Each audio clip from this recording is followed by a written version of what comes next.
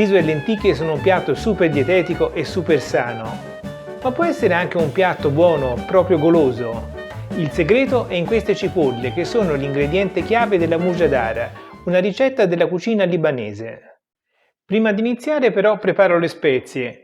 Coriandolo e comino ne metto un po' in padella, perché non le ho trovate già macinate, per cui devo macinarle io. Adesso le faccio un attimino tostare. Una volta che si sono tostate, bastano pochissimi minuti, le trasferisco nel mortaio e poi con il pestello le trito abbastanza grossolanamente, non importa, fare una cosa perfetta.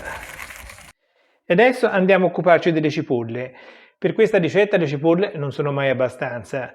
Io ne utilizzerò 5 perché sono piccoline, comunque considera almeno una cipolla grande a persona o di più se le cipolle sono piccole.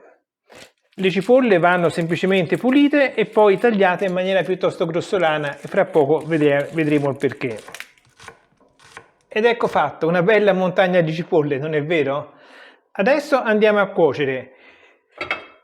Fornello grande, acceso alla massima potenza, metto olio d'oliva abbastanza abbondante. Quando l'olio si è scaldato metto in padella la cipolla. Adesso mescolare continuamente. Devo fare caramellizzare la cipolla. Praticamente dovrà essere alla fine un pochino, diciamo, bruciacchiata e continuo a mescolare finché non è pronta. Per aiutare la cipolla a caramellizzarsi e a buttare fuori i liquidi, aggiungi sale. Mentre cuoce la cipolla, metti un po' di acqua sul fornello a scaldare perché ci servirà poco più tardi. E continua poi a mescolare continuamente. Quando le cipolle sono arrivate a questo punto che sembrano quasi bruciacchiate, è il momento di spengere il fuoco e levarle. A questo punto posso passare la padella dal fornello grande a quello intermedio perché non mi serve più tutto quel calore, non importa lavarla. Accendo il fuoco medio sotto e aggiungo nella padella il riso. Sono 50 grammi di riso basmati a persona che ho tenuto a mollo per 30 minuti e poi scolato. Poi prendo le lenticchie, queste sono 50 grammi di lenticchie a persona, quindi 100 grammi per 2, che ho tenuto a mollo per 4 ore e poi ho scolato. Infine aggiungo anche le spezie che avevo tritato prima. Mescolo, poi lascio tostare per qualche minuto. Infine aggiungo un po' di acqua calda e un pizzico di sale perché quest'acqua non è salata. Adesso sostanzialmente si tratta di risottare riso e lenticchie e portarli a cottura aggiungendo l'acqua via via che serve. Alla fine dovranno essere abbastanza asciutti. Mentre sorvegli la cottura del riso e delle lenticchie devi soltanto aggiungere un po' di acqua quando si asciugano troppo finché non sono cotte.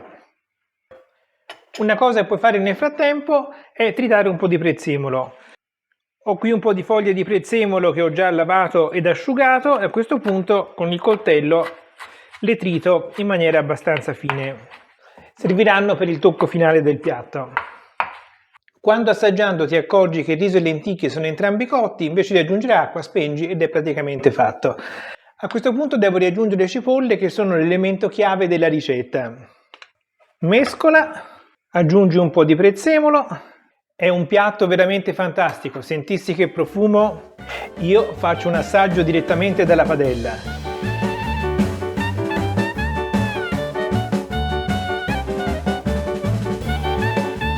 Buonissimo, un sapore che non ti puoi immaginare, devi assolutamente provare questa ricetta perché è sana, è buona, è saporitissima, con questa cipolla caramellata che gli dà quel tocco fantastico. Naturalmente ricordati di lasciarmi un mi piace a questa ricetta, iscriverti al canale se non lo hai già fatto e assolutamente di provare questa ricetta perché è un mare buona, spettacolare.